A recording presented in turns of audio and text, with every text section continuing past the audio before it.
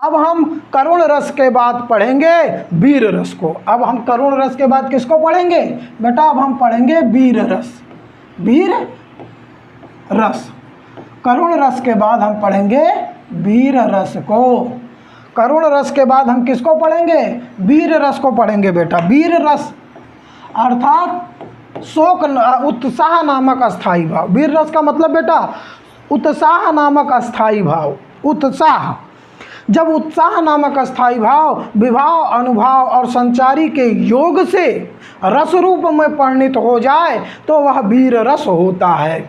वीर रस में आप देख लीजिए, जैसे चढ़ चेतक पर तलवार उठा, करता था भूतल पानी को, राणा प्रताप सिर काट काट करता था सफल जवानी को। इसके बाद चमक उठी सन 57 में वह तलवार पुरानी थी, बूढ़े भारत में आई फिर से नई जवानी थी, बुंदेले हर बोलो के माँ हमने सुनी कहानी थी, खूब लड़ी मर्दानी वह तो झांसी वाली रानी थी।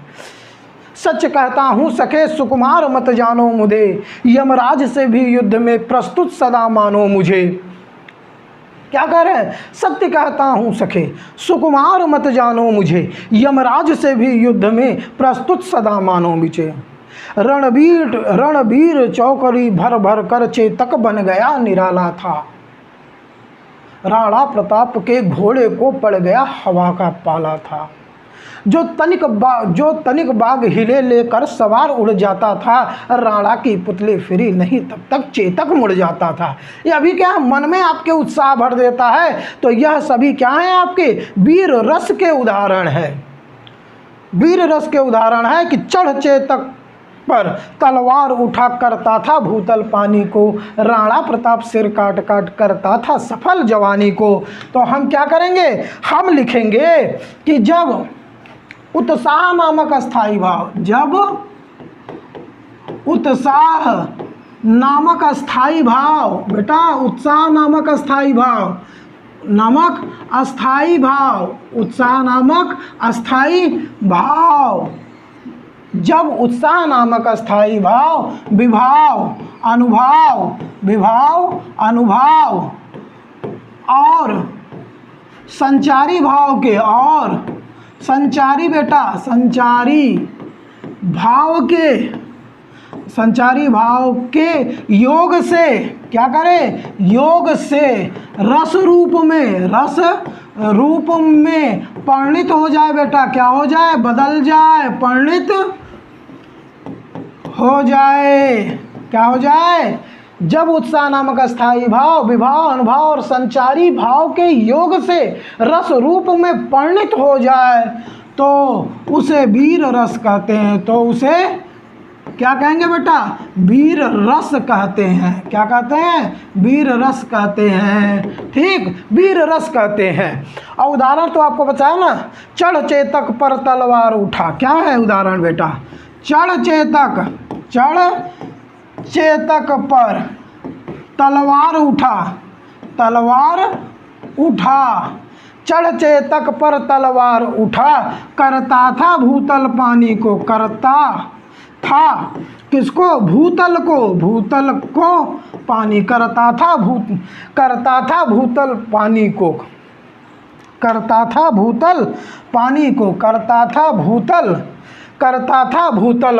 को, पानी को भी क्या कर देते थे? भूतल के समान कर देते थे। करता था भूतल पानी को। चढ़ चेतक पर तलवार उठा, करता था भूतल पानी को। और राणा प्रताप, क्या है बेटा? राणा प्रताप सिर काट काट करता था सफल जवानी को। करता था सफल किसको? जवानी को, सफल जवानी को। बेटा इसमें क्या है? वीर रस है। आप देख लो, जब उत्साह नामक अस्थाई भाव विभाव अनुभाव और संचारी भाव के योग से रस रूप में परिणित हो जाए तो उसे वीर रस कहते हैं। उदाहरण में आप देखेंगे, चढ़ चेतक पर तलवार उठा, करता था भूतल पानी को, राणा प्रताप सिर काट काट करता था सफल जवानी को। तो इसमें क्या है? उत्साह भर देने वाला जोश है। इस वजह से इसमें क्या है? अस्थाई भाव क्या है? उत्साह है। और रस क्या है? तो वीर रस है बेटा, वीर रस। और भी उदाहरण है, जैसे चमक उठी सन 57 पे, यह तलवार पुरानी थी बता चुके, सत्य कहता हूँ सखे सुकुमार मत जानो मुझे, यमराज से भी युद्ध में प्रस्तुत सदा मानो मुझे, ये भी बताए। रणवीर चौकड़ी भर भर कर चेतक बन गया निराला था। तो ये सभी क्या है? वीर रस के उदाहरण हैं। वीर रस के बाद हम बेटा जो अगला रस है हमारा रौद्र रस है। क्या है बेटा? रौद्र रस। बेटा इसका अस्थाई भाव तो आप सभी को हमने बताया है कि क्रोध नामक अस्थाई भाव। क्या है? क्रोध नामक अस्थाई भाव। जब क्रोध नामक अस्थाई भाव विभाव, अनुभव और संचारी के भाव, विभाव, अनुभव और संचारी के भाव के योग से रस रूप में या संयोग से क्या हो? रस रूप में परिणित हो जाए तो उसे क्या कहते हैं? रौद्र रस कहते हैं। जब क्रोध नामक अस्थाई भाव विभाव, अनुभव और संचारी भाव के संयोग से रस रूप में परिणित हो जाए तो उसे रौद्र रस कहते हैं। तो इसका उदाहरण देख लीजिए। कृष्ण के सुन वचन, कृष्ण के सुन वचन अर्जुन क्रोध से जलने लगे, सब शोक अपना भूल कर करतल युगल मरने लगे, सब शोक अपना भूल कर करतल युगल मरने लगे। संसार देखे अब हमारे शत्रु, संसार अब देखे हमारे शत्रु रण में मृत पड़े, करते हुए यह घोषणा उठ गए खड़े, करते हुए यह घोषणा उठ गए खड़े। क्या हो रहे हैं? श्री कृष्ण के सुन वचन अर्जुन क्रोध से जलने लगे, सब शोक अपना भूल कर करतल युगल मरने लगे। संसार देख ले अब हमारे शत्रु रण में मृत पड़े, करते हुए ये घोषणा उठ गए खड़े या हो गए खड़े। तो इसमें क्या है? भगवान श्री कृष्ण जो अपने पुत्र के मृत्यु पर विलाप कर रहे थे, करुणा प्रकट कर रहे थे, जब उन्होंने श्री कृष्ण जी ने उन्हें उसका कारण बताया, उसके मृत्यु का किसके वजह से हुई, यह बात को सुन करके उनके अंदर का जो शोक था समाप्त हो गया और जो क्रोध था उसने क्या हुआ? उस रस ने उनको अपने वशीभूत कर लिया और वह क्या हो गए? अपने सभी शोकों को दूर करके और यह घोषणा किए कि मैं इस युद्ध में अपने शत्रुओं को क्या करूंगा? मृत कर दूंगा, उनको रण में मार दूंगा। और इसको क्या कहिए? इसको घोषणा करते हुए वह खड़े हो गए। उस काल मारे क्रोध से तन कांपने उसका लगा, मानो हवा के वेग से सोता हुआ सागर जगा। उस काल मारे क्रोध से तन कांपने उसका लगा, मानो हवा के वेग से सोता हुआ सागर जगा। तो क्या हो रहा है? ऐसा लग रहा है कि उस व्यक्ति ने ऐसा क्रोध किया मानो कि क्या हुआ? कोई हवा चली है और सागर में बड़ी बड़ी लहरें उठने लगी हों। तो अब हम रौद्र रस का परिभाषा उदाहरण भी देखेंगे, जो मैंने अभी आपको बताया उसको लिखित रूप में आप देख लीजिए। तो क्या होगा? कह रहा है क्रोध नामक अस्थाई भाव, क्रोध नामक अस्थाई भाव, अस्थाई भाव, क्रोध नामक अस्थाई भाव जब विभाव, अनुभव, अनुभाव और संचारी भाव के और संचारी और बेटा संचारी भाव के योग से क्या हो रहा है? क्रोध नामक अस्थाई भाव जब विभाव, अनुभव और संचारी भाव के योग से रस रूप में, किसमें बेटा? रस रूप में परिणित हो जाए बेटा, बदल जाए, परिवर्तित हो जाए, परिणित हो जाए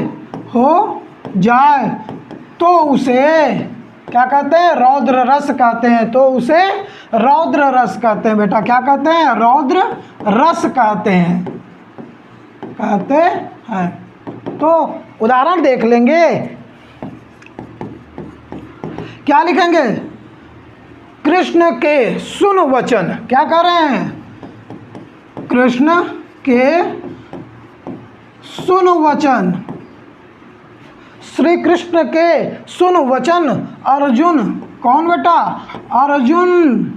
अर्जुन श्री कृष्ण के सुन वचन अर्जुन क्रोध में जलने लगे, क्रोध में जलने लगे। कृष्ण के सुन वचन अर्जुन क्रोध में जलने लगे।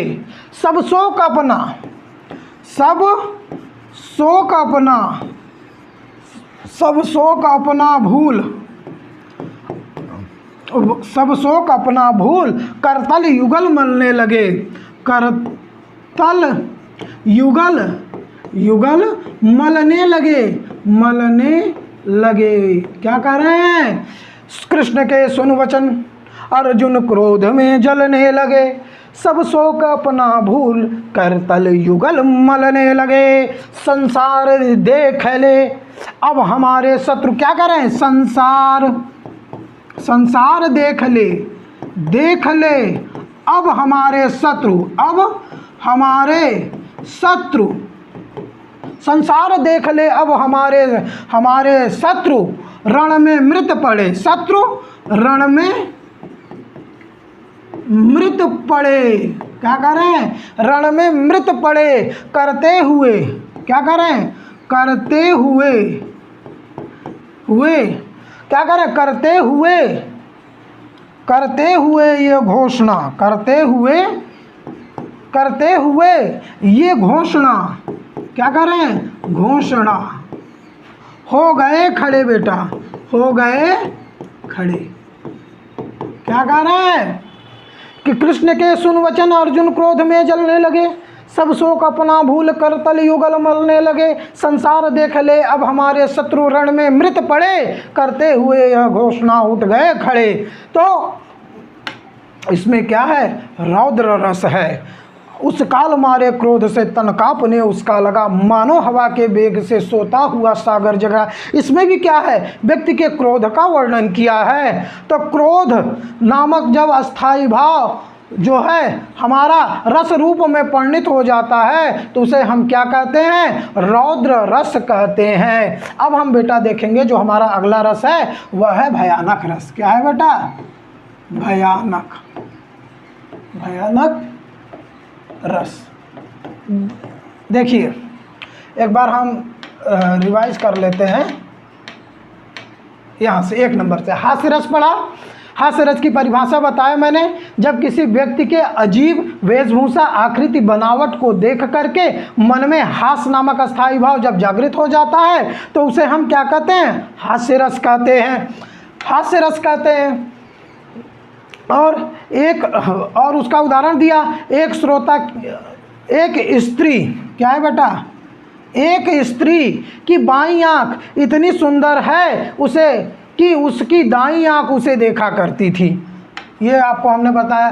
दूसरा, तंबू रैलय मंच पर बैठे प्रेम प्रताप, 7 सजे 15 मिनट, घंटा भर आलाप। आलाप के बाद जब राग ने मारा गोता, धीरे धीरे खिसक चुके थे सारे श्रोता। इसके बाद हमने पढ़ा करुण रस। करुण रस में हमने बताया शोक नामक अस्थाई भाव जब विभाव, अनुभाव और संचारी भाव के योग से रस रूप में परिणित हो जाता है तो उसे हम करुण रस कहते हैं। और करुण रस में हमने कहा, देखी सुदामा की दीन दशा, करुणा करके करुणानिधि रोए, अब पानी परात को हाथ छुओ नहीं, नैनन के जल से पग धोए। और आपको मैंने बताया इस करुणा कलित हृदय में अब विकल रागनी बसती, क्यों हाहाकार स्वरों में वेदना असीम गरजती। और करुण रस में हमने बताया कि जो करुण रस होता है उसमें आपके प्रिय वस्तु के अनिष्ट की, समाप्ति की और दोबारा न मिलने का चांस होता है। और इसलिए जो शोक आता है वह करुण रस कहलाता, जबकि वियोग रस में ऐसा नहीं होता। वह आपसे अलग तो होता है लेकिन मिलने की संभावना बनी रहती है। इसके बाद हमने पढ़ा वीर रस। इसके बाद हमने पढ़ा वीर रस। जब उत्साह नामक अस्थाई भाव विभाव, अनुभव और संचारी भाव के संयोग से रस रूप में परिणित हो जाता है तो हम वीर रस कहते हैं। चढ़ चेतक पे तलवार उठा करता था भूतल पानी को, राणा प्रताप सिर काट काट करता था सफल जवानी को। इसके बाद ये चमक उठी सन 57 में। और फिर इसके बाद हमने बताया कि रणवीर चौकड़ी भर भर कर चेतक बन गया निराला था। ये सभी भी क्या है? वीर रस के उदाहरण है। फिर हमने पढ़ा रौद्र रस। रौद्र रस होता है, उसका स्थायी भाव होता है क्रोध। क्रोध नामक जब अस्थाई भाव जब विभाव अनुभाव और संचारी भाव के योग से रस रूप में परिणित हो जाए तो उसे रौद्र रस कहते हैं। उदाहरण के रूप में हमने पढ़ा था, कृष्ण के सुन वचन अर्जुन क्रोध में जलने लगे, सब शोक अपना भूल कर करतल युगल मलने लगे, संसार देख ले अब हमारे शत्रु रण में मृत पड़े, करते हुए यह घोषणा हो गए खड़े। उस काल मारे क्रोध से तन कांपने उसका लगा, मानो हवा के वेग से सोता हुआ सागर जगा। तो अब हम पढ़ रहे हैं भयानक रस। भयानक रस में होता है बेटा डर लगता है, आपको भय प्रतीत होता है। ऐसी घटनाएं घटित हो जाएं जब आपको भय लगने लगे, आपके मन में भय नामक अस्थाई भाव जागृत हो जाए, तब वहाँ पर क्या होता है, भयानक रस होता है। तो जब भय नामक अस्थाई भाव क्या हो बेटा, जब भय नामक अस्थाई भाव क्या करे, जब भय नामक अस्थाई भाव क्या करे आपका, जब भय नामक अस्थाई भाव जब विभाव क्या करे, विभाव अनुभाव, विभाव अनुभाव अनुभाव और संचारी भाव के योग से, और संचारी भाव के योग से, भाव के योग से रस रूप में परिणित हो जाए, योग से, भाव के योग से क्या हो बेटा, रस रूप में परिणित हो जाए। रस रूप में क्या हो जाए बेटा, बदल जाए, परिणित हो जाए, तो उसे क्या कहते हैं, भयानक रस कहते हैं। तो उसे भयानक रस कहते हैं। क्या कहते हैं, तो उसे भयानक रस कहते हैं बेटा। क्या कहते हैं, भयानक रस कहते हैं, भयानक रस कहते हैं। तो इसमें क्या होगा, एक और अजगर ही लख, एक और मृगराय, एक और अजगर ही लख, एक और मृगराय, बिकल बटोही बीच में पर्यो मूर्छा खाए। तो एक और वह क्या देख रहा है, अजगर को देख रहा है, दूसरे तरफ वह शेर को देख रहा है, और वह उन दोनों के बीच में खड़ा भय के मारे अत्यंत व्याकुल होकर के क्या कर रहा है, मूर्छित हो जा रहा है, अर्थात बेहोश हो जा रहा है। और फिर क्या है, उधर गरजती सिंधु लहरियाँ, क्या कह रहा है, उधर गरजती सिंधु लहरियाँ कुटिल काल के ज्वालों सी, उधर गरजती सिंधु लहरियाँ कुटिल काल के जालों सी, चली आ रही फेन उगलते फन फैलाए ब्यालों सी। क्या कह रहा है, उधर गरजती, उदाहरण में देख लीजिए भयानक रस में, उधर गरजती सिंधु लहरियाँ, क्या कह रहा है, उधर गरजती सिंधु लहरियाँ, क्या कह रहा है, उधर गरजती सिंधु लहरियाँ, क्या कह रहा है, उधर गरजती सिंधु लहरियाँ कुटिल काल के जालों सी। कैसे, कुटिल काल के जालों सी, क्या कह रहा, कुटिल काल के जालों सी, क्या कह रहा, उधर गरजती सिंधु लहरियाँ। कैसे, जो सिंधु अर्थात समुद्र में बड़ी बड़ी लहरें उछल रही हो, जो उनकी आवाज़ गर्जना हो रही है, वह ऐसे प्रतीत हो रही है कि जैसे लग रहा है, कुटिल अर्थात जो बहुत ही टेढ़ा, जो बुरा चाल चलता हो, वैसे समय के जाल सी, अर्थात वह कैसे लग रहा है, कुटिल काल के, हमारे जो समय है वह सही नहीं है, टेढ़ा है, और जो समय सही नहीं है, जो टेढ़ा है, हम उसके जालों में घिरते जा रहे हैं, ऐसा लग रहा है। और फिर क्या हो रहा है, चली आ रही, क्या हो रहा है, चली आ रही, चली आ रही, और क्या कर रहे हैं, चली आ रही, चली, क्या है बेटा, चली आ रही, देखिए चली आ रही फन फैलाए, चली आ रही फेन उगलती, चली आ रही फेन उगलती, क्या कर रहे, चली आ रही फेन उगलती फन फैलाए ब्यालों सी। कैसे, फन फैलाए ब्यालों सी, क्या कह रहा है बेटा, सब में देखोगे तो इसमें पूरी तरह से उपमा अलंकार है। उधर गरजती सिंधु लहरियाँ कुटिल काल के जालों सी, चली आ रही फेन उगलती फन फैलाए ज्वालों सी। तो बेटा इसमें क्या है, पूरी तरह से भयानक लहरें हैं। जैसा वह कह रहा है कि जो हमारा यह बुरा समय चल रहा है वह ऐसा लग रहा है कि हम क्या हैं, मृत्यु के जाल में फंसे हुए हैं। और ऐसा लग रहा है कि सिंधु लहरियाँ बहुत तेज़ी से गरज रही हों और उसका गर्जन हमको ऐसा सुनाई दे रहा है कि हम जो है मृत्यु के टेढ़े जाल में फंस गए हैं। और ऐसा लग रहा है वह मृत्यु कैसे चली आ रही है, चली आ रही फिर वह ऐसा लग रहा है जैसे सागर में जब चलता है तो जब लहरें उठती हैं बड़ी बड़ी तो पानी एकदम सफ़ेद दूध के जैसा लगता है, ठीक उसी तरह करें चली आ रही फेन उगलती। वह सांप भी वैसे ही दूध की तरह फेन उगलते हुए चली आ रही है, फन फैलाए अपने पूरे फैनों को फैल रहे हुए। और क्या है, फेन अर्थात जहर उगलते हुए फैलाए हुए सांपों से चली आ रही है। वह मुझे एक समुद्र कैसा लग रहा है, जैसे सांप अपना फन फैलाए फेन उगलते चली आ रही हो। उसी प्रकार से जो सिंधु की लहरियाँ हैं वो उनके गर्जन जो हैं, उनके बड़े बड़े लहरें जो हैं वह भी मुझे मृत्यु के जाल के समान प्रतीत हो रही हैं। कहने का यह मतलब है। तो भयानक रस के बाद हम बेटा देखेंगे विभत्स रस।